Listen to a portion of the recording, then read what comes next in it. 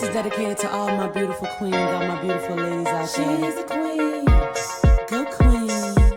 You got it, girl. She's a queen. You better represent.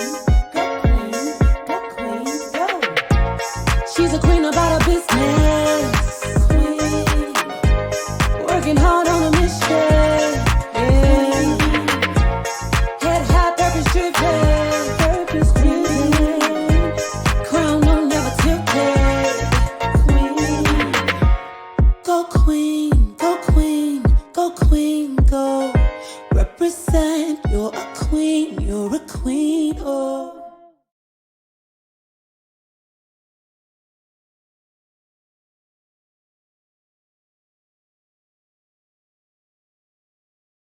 Episode of the Kecia Chat podcast. And today, my very special guest is Ms. Kecia J. And she has an amazing platform regarding a lot that she's gone through. She was diagnosed with AIDS, and she's dealing also with fighting stage 3 cancer. But this amazing fighter, she has an amazing testimony. So I want to go ahead and give her the floor. How are you doing today? I'm doing amazing. How are you? I'm doing great. Thank you so much for blessing the platform and coming on to educate us and tell us your story. In addition to some of the things that I saw when I was researching you, you also have written books, and you have one of your first books was called Dying to Be a Diva. And you also have a new book, Mind, Body, and She. So before we talk about the books, I'd like to just give you the floor to just start off with your journey. Now, I know just from the research that I did that you have been living with AIDS, and you also have been dealing with a cancer diagnosis. So let's start with that. How has this experience been with you? You know, just dealing with that diagnosis, how has it changed you, and how do you stay positive? Well, I can definitely say it has been a journey, right? So almost 16 years ago now, I was diagnosed with AIDS, not HIV. I was diagnosed with AIDS through PCP pneumonia. And I was only 22 at the time. You know, growing up, I didn't have the education on HIV, AIDS, STDs. It was more so don't bring a baby home. So when I was told that and told those words, I was just kind of like, I was a bit confused as she was telling me, because I'm like, what am I supposed to do with this information? Because I don't know much about it in the first place. But something in me immediately, I don't know what it was. I don't know if it was more like a divine intervention purpose. It was, for me, I knew I had to leverage the lane I was in some way to educate. Because if I didn't have the information, just imagine all the other people who didn't as well. So I then took that. At the time, I was in the city of Houston, which is predominantly where I grew up.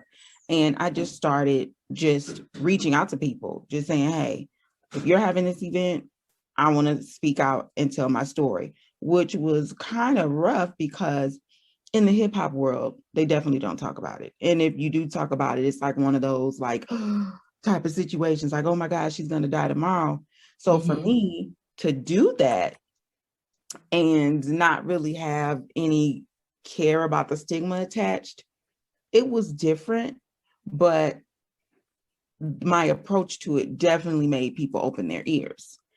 Because immediately when I said that I had AIDS, it was more so like, well, wait a minute, you don't look like you got it. You don't look like you're dying. So what do you mean? I had been told that I was lying about having AIDS, that I was just trying to get a check. I was trying to just get SSI. And I'm just like, I don't even, okay, whatever, you know, but that was all attached to the stigma and the lack of education behind it. So I just said, I'm just going to go full blast with it.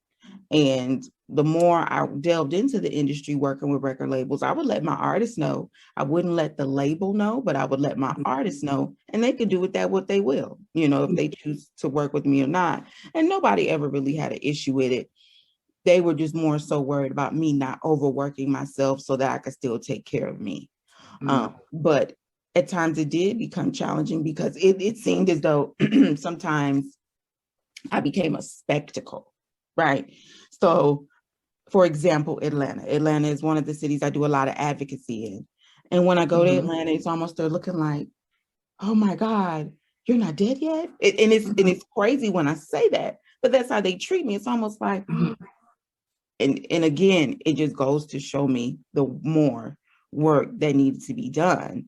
And fast forwarding, and I'm just going to play devil's advocate and show the difference versus when I tell people I have AIDS versus to when now I say I have cancer. It's a totally different reception.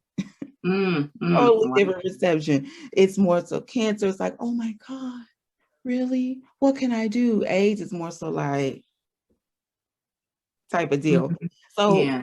for me, it's been really, really, really interesting to see how the two worlds are the same in terms of you're battling something, but they're different.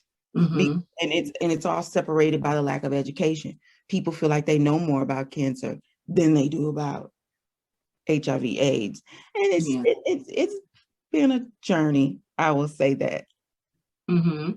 Well, I'm glad that you also specified that you have AIDS and not HIV, because Yeah. I honestly didn't even know that people still were diagnosed with AIDS. I think that's another misconception, because I could have sworn I've heard different, you hear a lot of different things. And I think I've heard some people say, oh, AIDS doesn't exist anymore. It's HIV. It's just something that can be treated with simple meds. So I'm happy that you specify that there is still a difference. The difference, honestly, and I was just explaining this to someone the other day, it's just a numbers game.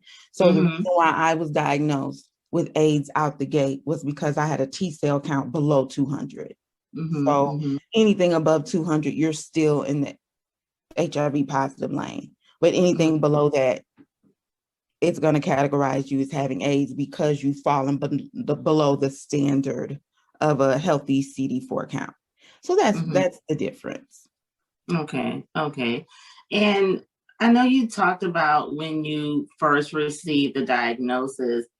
When you did receive it, did you have any type of, I guess, warnings maybe prior to becoming ill? Did you have in your mind, okay, this is a possibility that I, could have contracted this disease or anything like that? And it's another thing, I didn't even know the side effects or warnings until after I had already contracted it. And that was because once you are told that you have AIDS or HIV, whichever, the health department you have to sign a form and you have to write down your latest partners. And they make you really comb through and say, hey, when did you have these symptoms? For example, one of the symptoms that indicates to where something is wrong, where HIV is in your body, is multiple yeast infections. So they make you go back to that and say, hey, was there a time when you had this with this person? Was there a time when you had that with that person? And of course, being told, I immediately knew where it came from, because with that particular person, I was always sick. It was always something. And it was one summer when I was with that particular person, I had yeast infections that were so painful. I couldn't eat, as a woman, close my legs. So at that point, that's when it was in my body, and my body was telling me something's in here that's not right. But me not having the knowledge, I didn't know. I just assumed that, hey, maybe I'm eating too much sugar or whatever. I didn't tie those two together. But talking to my infectious disease doctor, those were actually one of the symptoms. Okay. So health-wise, because obviously, you've been dealing with this for quite some time. What have you learned as far as to maintain healthy? Are there any differences, obviously, prior to the diagnosis? Are there any specific things that you found work for you to just keep you in a state of health? And have you ever had any moments where your health really declined and you had to fight back and get to a healthy stage? Yes. Since being diagnosed, I've been hospitalized twice with PCP pneumonia. And for me, I've always just been on it with, taking my meds, working out, eating a certain way, taking my meds, working out, eating a certain kind of way. However, when having AIDS, your body has already went through a certain type of deterioration phase, shall we say. So you still have to be cautious because your immune system isn't strong. Just because I go undetectable, meaning there's no virus traced in my system, I still possess the antibody. So therefore, I'm still prone to get things that other people wouldn't get. Yeah. So even though I was trying to eat right, trying to do this right, trying to work out right, I still had to realize that, Kecia, you got to take a break. You have to listen to your body. If you're overexerting yourself in this lane, you have to remember that, no, you not are AIDS and you're not letting it take over your life, but you do have to remember it's a part of it. So you have to kind of give yourself a break. You got to kind of just, relax a bit. For example, when I was pregnant, I didn't have a baby shower. I didn't have anything. I just wanted to make sure my baby got here in peace. And it had nothing to do with me thinking that she would contract the virus. It was just more so I wanted my body to be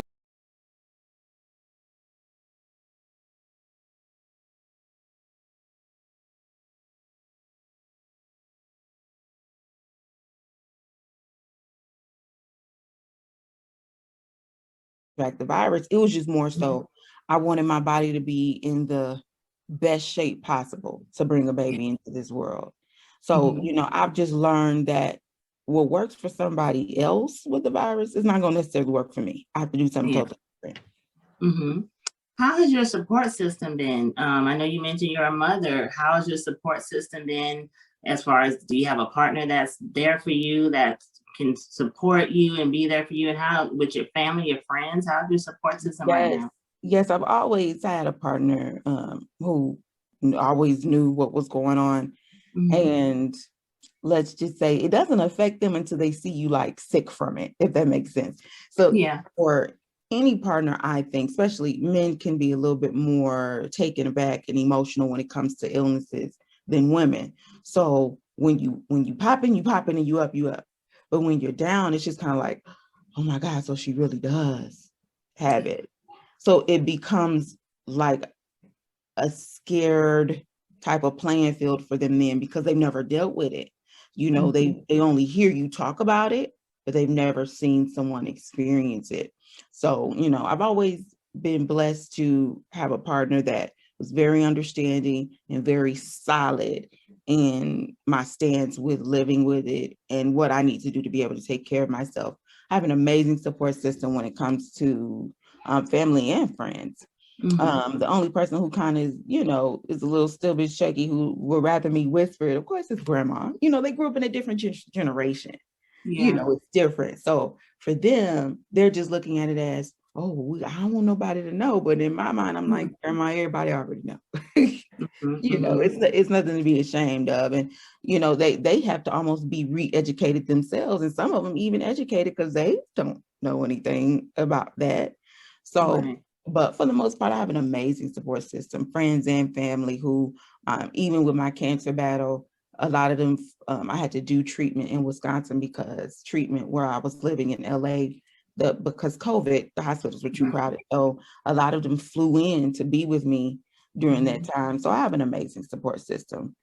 That's awesome. So when you were diagnosed, did you have a stage where you said, hey, I'm not going to tell them? Like, how was that? Like, did you decide early on, like, hey, I'm just going to tell my family and friends, or how did that go?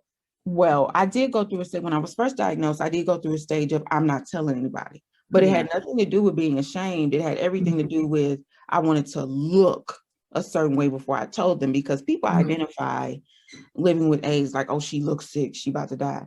So I was like, I want to educate myself as best I can on what I know about it, how I can live healthy with it.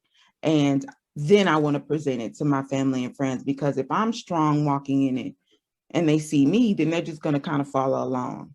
So I waited probably maybe 6 months before I told anybody. And the first person I did tell was my best friend. And that's because I knew she would immediately identify with me in terms of who I got it from. And I know I could just totally be transparent. And then I slowly, over a year's time after that, in 2007, let my family in one by one, just because I wanted them to know that, hey, I'm okay, I'm fine, this is where I'm at, I've been living with it this long, I'm already undetectable. And so it wasn't, I was never ashamed, like ever, because I feel like it could have happened to anybody. It just, it just happened to me, and I wanted them to be clear and confident that I could live healthy with it before I presented it to them. Now, I know currently you mentioned that you are dealing with a cancer diagnosis, and you said you're in stage 3? Yes. Okay. I was diagnosed with that August of last year. Mm-hmm. And I was misdiagnosed actually, oh, going on 4 months. They kept telling me I had a hemorrhoid Mm-hmm. constantly. And I was just like, you just know your body. Yeah. And I immediately said, something's not right. And due to COVID, it seemed like they were just rushing you through the hospitals. They really weren't doing probably all they would have done if it wasn't a pandemic. But yes, they kept telling me I had a hemorrhoid and sending me home until I said to myself, you know what? I'm going to take my daughter to my mom, and I'm going to fly back home to LA and really get checked out the way I need to. Mm-hmm. And when I flew in to drop my daughter off, that morning before my flight took off, I couldn't get up and walk. Mm-hmm. And so I had to immediately be rushed to the emergency room. With that, they were like, look, we don't know what's going on. So we're going to send you to a rectal surgeon, which was about a day later. That same day, they put me into surgery, and she walked in and told me that I had rectal cancer. Mm-hmm. That same day. And I think I was more confused with that one than I was with the AIDS virus. And for that one, I actually cried. And I cried on that one because now I'm a mom. So it's not just me. I have a whole little one. I don't even think my little one was 2 yet. So I was like, wait a minute now, stage 3 cancer. Like, okay, so what are we going to do about this? And she was like, we can get through it, but you're going to have to do aggressive treatment, which I did. I did chemo and radiation. And that really beat me up really bad. Like, that was rough. That was the roughest experience I think I've been through. Yeah. Dealing with my health. But as of now, there are no more tumors. So the treatment did work. But we can't deem cancer-free yet because we still have to do some more tests and stuff.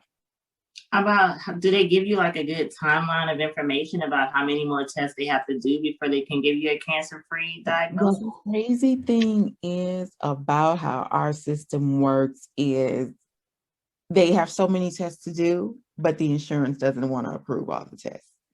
So you fight a battle going back and forth with insurance companies. So it's like it's 4 tests you have to do. They only approved 1.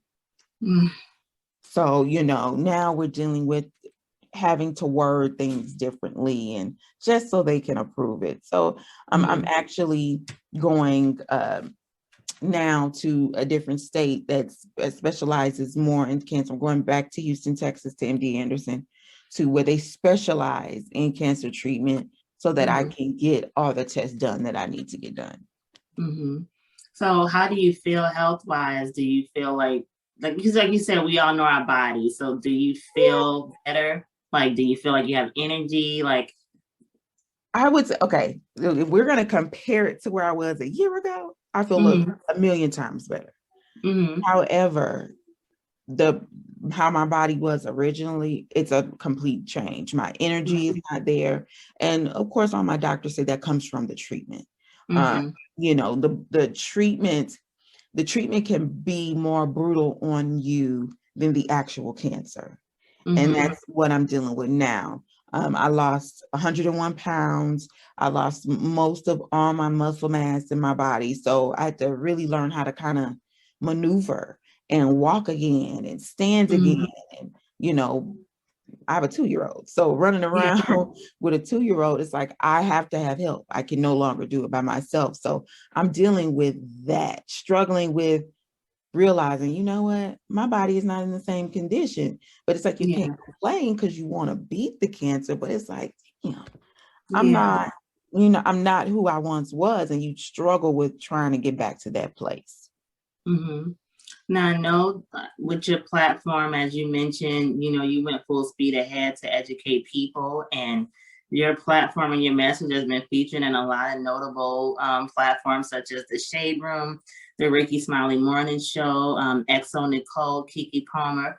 So and I just had a conversation with someone, like, we all have a mission, we have a purpose, and sometimes it's something that we would have never expected to be dealt with.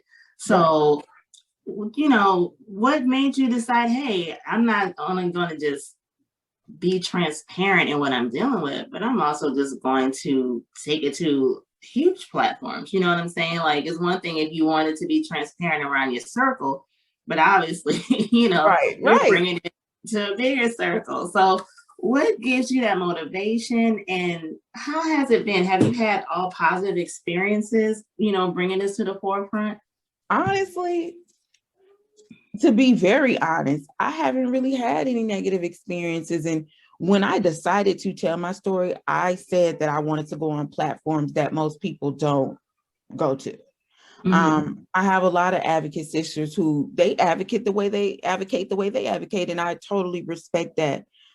But like I've always spoken with them and said, we have to go places that people don't expect us to go, because those are the people who aren't listening. Yeah. Right. So we can't advocate to advocates because they know what we're talking about. We had to actually speak on a platform with people who don't want to listen, and for some reason they want to listen to us. So I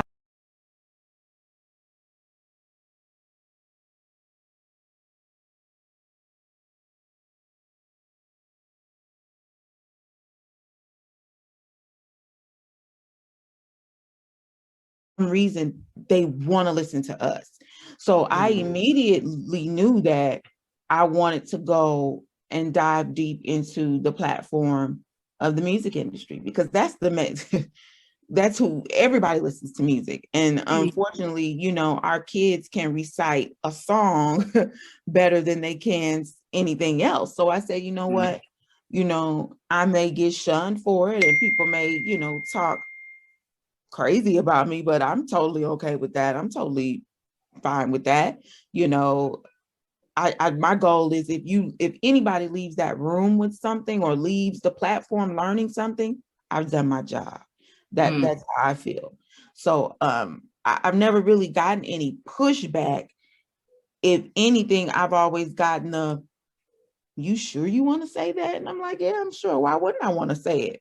I always get that question or that disclaimer. Now, you sure you want to do this? And I'm just like, why not? What am I going to lose besides somebody whispering? I already told my story. So what could you whisper about? So I've never really gotten pushback and if I did, I didn't pay attention to it, So obviously with your platform, as I mentioned earlier, you've written books. So you have the new one, which is Mind, Body, and She, right?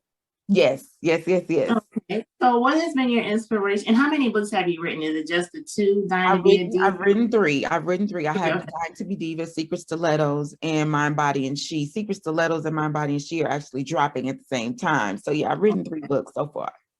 Okay, so tell me about the books and what was Dying to Be a Diva about, and also break down the 2 new books that are coming out. Dying to Be Diva was really me sharing my story and having it come from my mouth.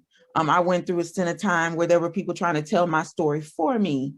And my thing is, I've never been ashamed of it. However, I'm not going to let somebody else be the narrator of my story.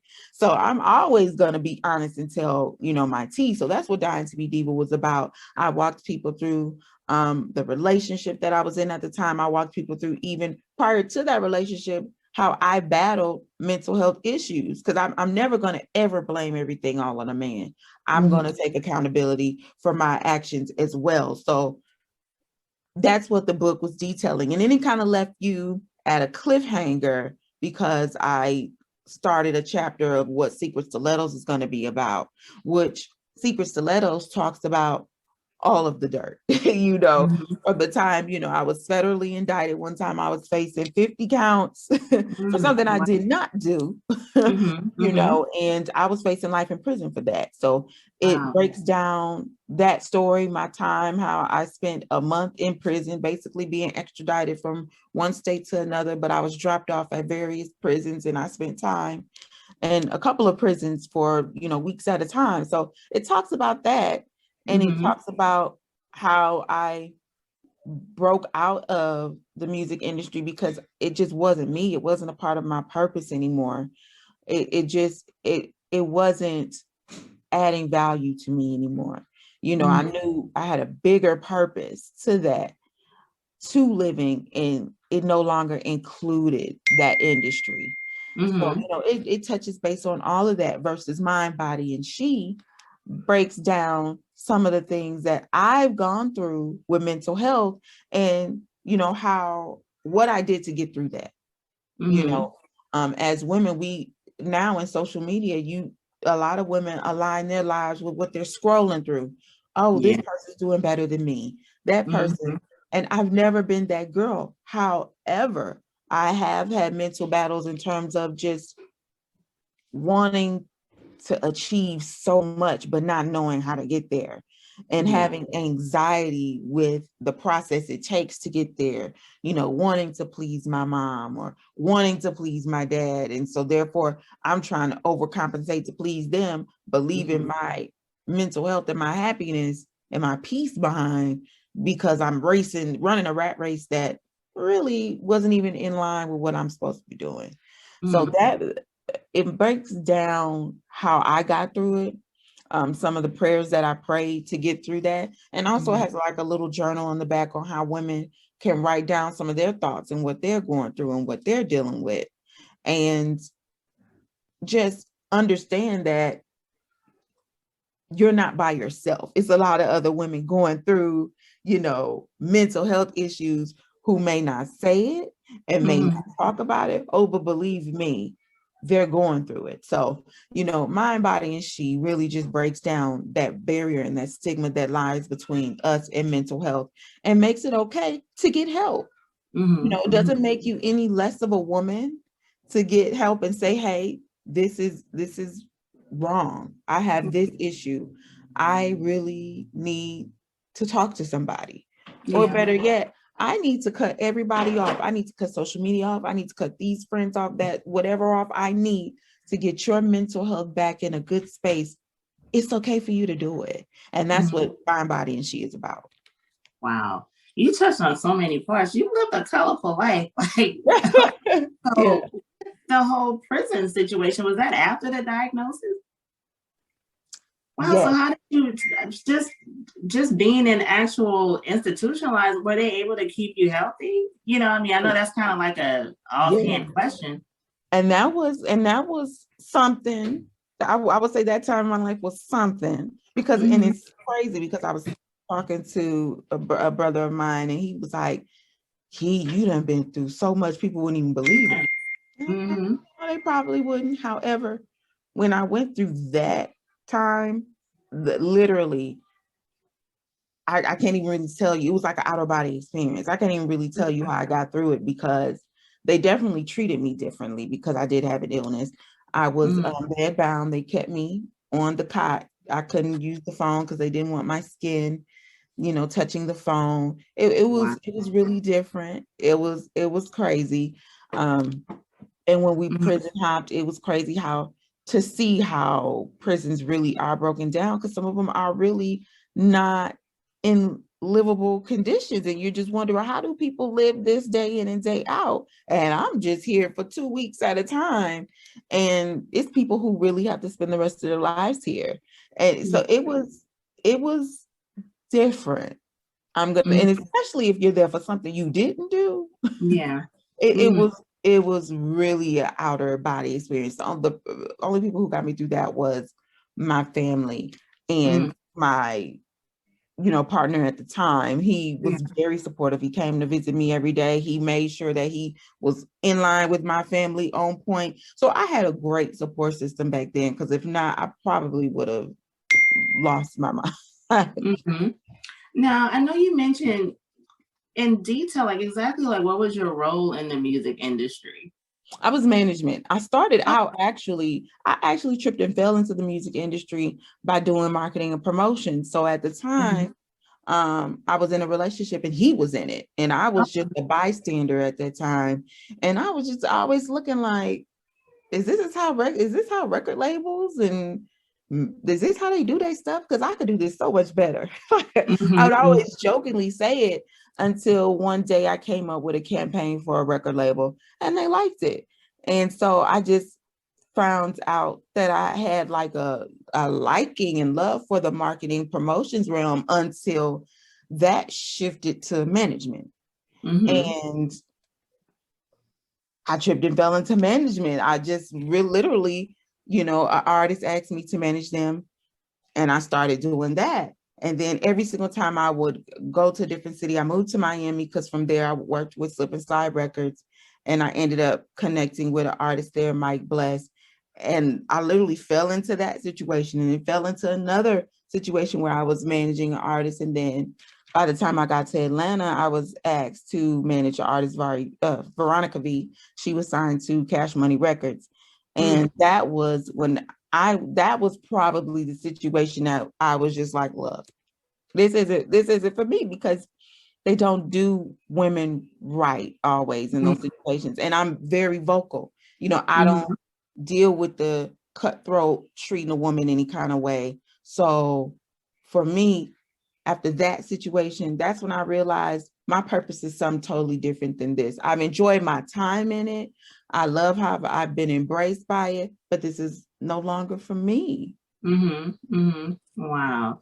So I know, like I said, you've definitely lived a colorful, full life. So some other stuff that I picked up about you, like you're also an entrepreneur.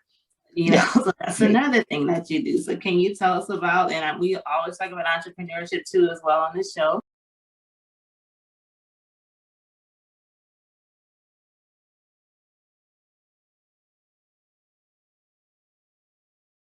And we always talk about entrepreneurship too as well on this show. So can you tell us about that business aspect? Like you have like an enterprise, what is it, J-Way Enterprises? And just tell us about all the different things that you're doing business-wise too. Yes. Oh, well, when I created J-Way Enterprises, it's solely with my daughter in mind. For anybody who has kids, that when you become a mom, you go into this go mode that's just like undescribable. And it's because you're thinking of leaving a future and a legacy for your child. And so I had always been in the transportation logistics world prior to me having Journey. So while I was also in the music industry, I also was, selling, I was known as the car queen, selling luxury cars on the side, transferring titles and things of that nature. So I knew the car game like the back of my hand. However, I also had a passion or a desire for that as well. And I was like, it's another way to this. And I was introduced to the trucking world, and not necessarily wanting to drive the truck, but the business behind it. I've always been interested in the business behind the entity. Like what does it take to run this? I don't want to necessarily, go drive the truck, but I want to know if I have 10 trucks on the road, how much is that truck making, and what is that truck carrying, and what lane is it running? I always had those questions. So I immediately was like, J-Way, which stands for Journey's Way. My daughter's name is Journey, and everything in my life is her way.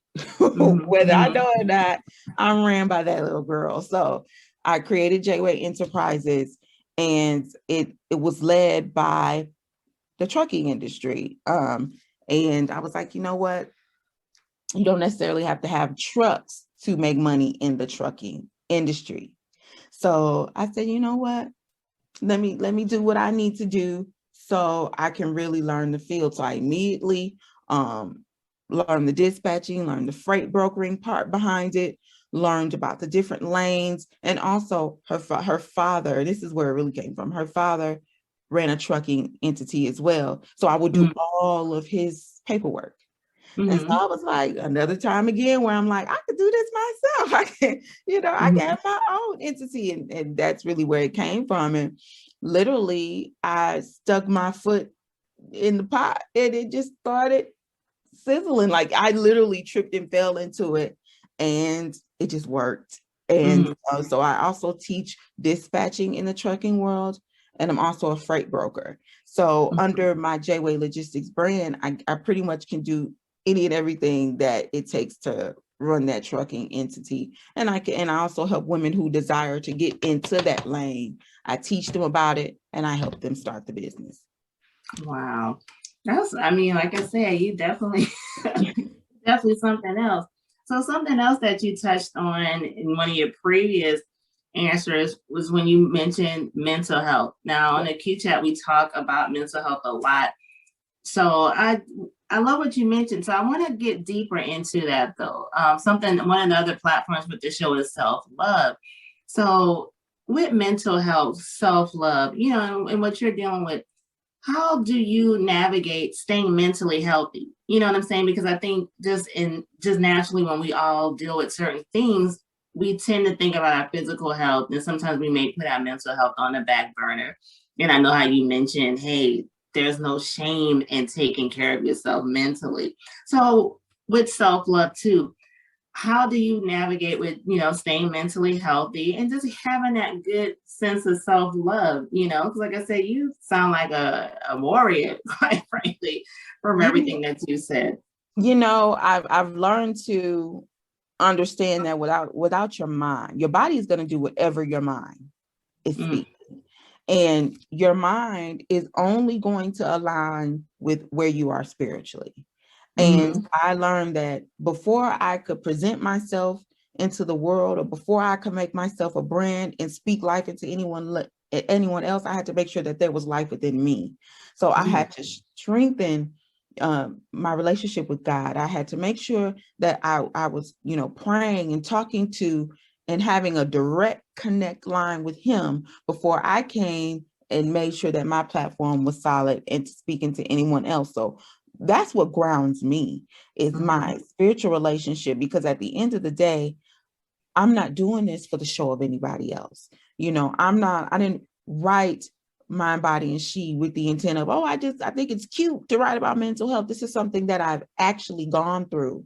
This is something that I've actually lived through. I understand the stigma behind mental health. I understand how we as women, have it rough when it comes to mental health, because even when we're saying, hey, I need help, they're still telling us, so what? Keep going, pray about it and keep it moving. But it takes way more than praying. And when I say that, there has to be action behind that.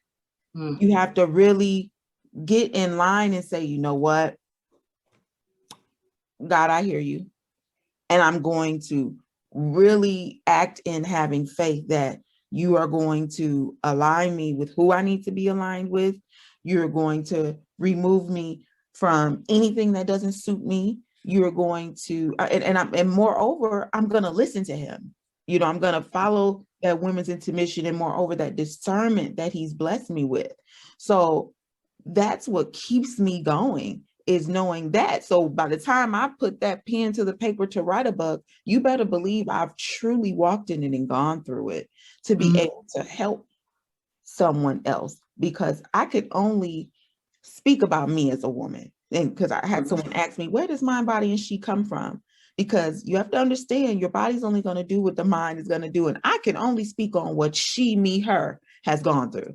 That's the only thing that I can speak on. And I can align with other women because I am a woman.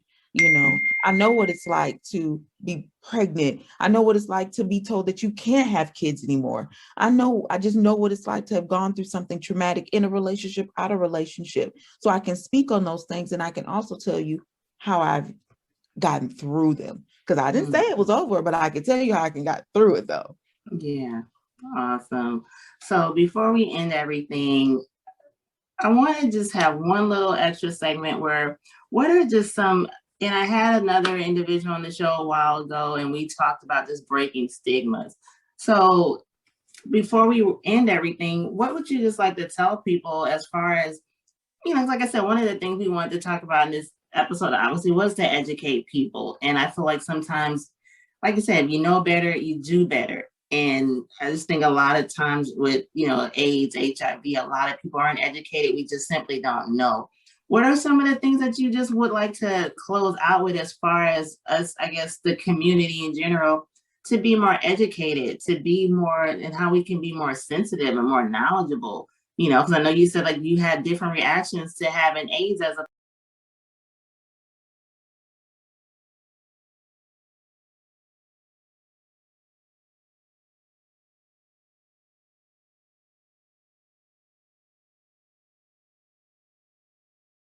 I know you said like you had different reactions to having AIDS as opposed to having cancer.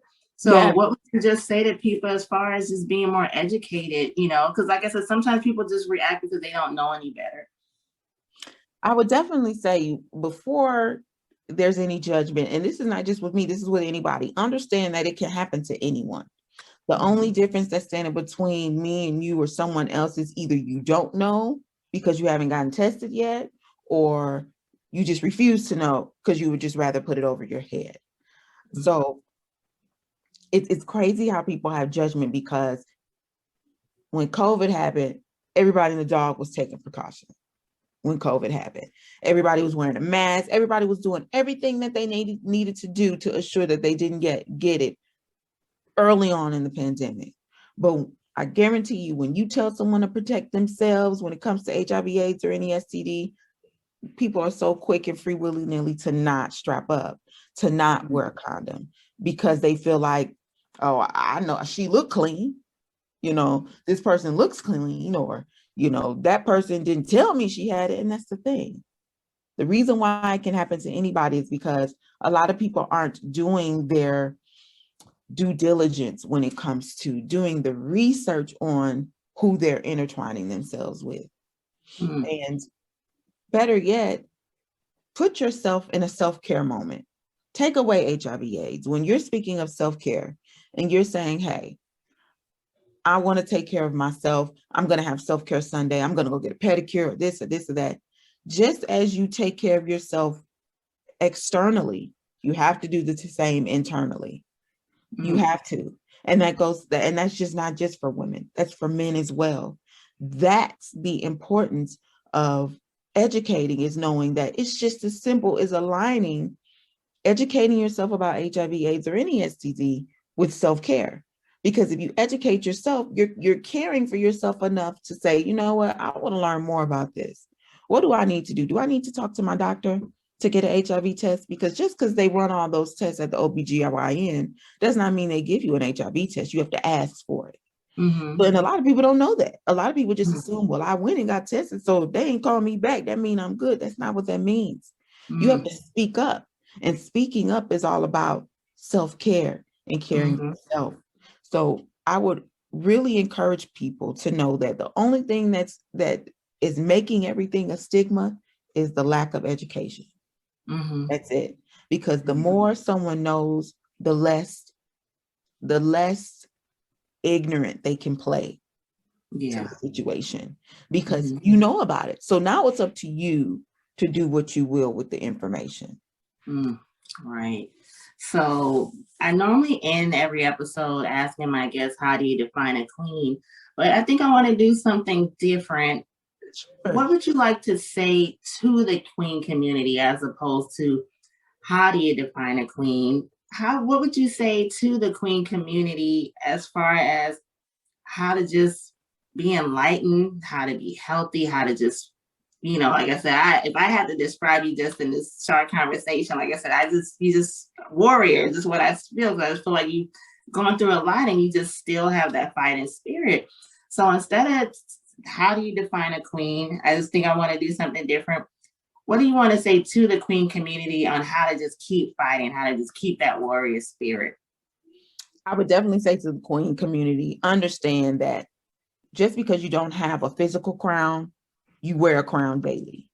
And that crown is your covering, that covering that's God's hand on you. Understand that. So no matter what it is you may be going through, whether it be a divorce, may it be cancer, may it be HIV/AIDS, it could be lupus, it could be whatever it is, there's a covering over you that's going to always keep you and protect you. You just have to have faith and understand the power that you have within you is attached to a purpose. Because once we understand and know that our purpose is far greater than us, it's way deeper than what we understand, we'll fight more. Everybody will have that warrior in them, because they understand there's a purpose attached to what it is that I'm going through. And I'm not going to go through this forever. It's just a petty little storm. And it's going to build me up into who I am truly called to be. So just understand that crown may not physically be there, but it's there. The covering is there. Oh, I love it. I love it. Thank you so much for this conversation. Thank Before we end you. anything, please tell all the listeners how they can find you on social media, how they can contact you. Oh, you can find me. My website will be launching on Monday, www.imkeciaj.com. It's a new website relaunch where you'll actually be able to book a call with me and you can have a one-on-one with me on if you're going through anything. It's actually a 30-minute call and you just being able to talk to me. And, if you just need words of wisdom poured into you, you can go through my site and do that. You can follow me on all my social media platforms at I am Kecia J. And on my Instagram as well, I have another personal page where and you can just follow me through my personal life at My Fab Red Life. But my Snapchat is really where my massive following is. And you can really just get some insight. I go on there and I talk people through their journeys. They send me questions and I give them answers to the best of my ability. And we just have a good time. So feel free to follow me on all those platforms. I guarantee you won't be let down by what you see. Oh, awesome. Thank you so much again. So everyone, you heard it. Please go follow Ms. Kecia J and just take in the nuggets from this conversation that we had, the gems to put on that crown. This woman is an example of just fighting through, I just had a conversation with someone just about an hour ago and she mentioned the blessing and trauma. And when she said that, I said, wow, it's hard for us to understand why we were chosen to go through some things. We're human. It's so easy to, once we get to a level of understanding and say, hey, this is why purpose, we tell people our purpose and why we're here. But when we're going through something at the moment, it's very hard to understand. And it's naturally human sometimes to say, well, God, why me? Why did you choose me to bear this? Like, of all the people in the world, why do I have to deal with this? But we all come into this earth with a master plan and there's no mistakes in life. So just please, just take some nuggets from this conversation too. No matter what hand you've been dealt with, there is a purpose to every situation that we've been through. There's so many things that we've gone through that we wonder, like, why me? Why am I dealing with this? And during the time when we're going through things, sometimes we just do not understand what is the purpose in me going through this. Right. But just please remember, like Ms. Kecia said, that crown, while it may not be physical, it is there. We all bear a crown. So just take some time to understand what your purpose is. And once again, as I mentioned all the time, through self-love, when you truly have that self-love, you understand your value, you understand your worthiness, it makes it, I don't want to use the term easy, but it makes it you're more able to understand that why. Right. Why am I here? Why is that purpose? Because you understand your value and you say, hey, I know exactly why I was dealt this hand because I was the soldier that's supposed to have this battle to give to others. So guys, just make sure you go ahead and follow Ms. Kecia J. Thank you guys for listening and watching the Key Chat. Make sure you go love yourselves and we'll see you soon. Thank you.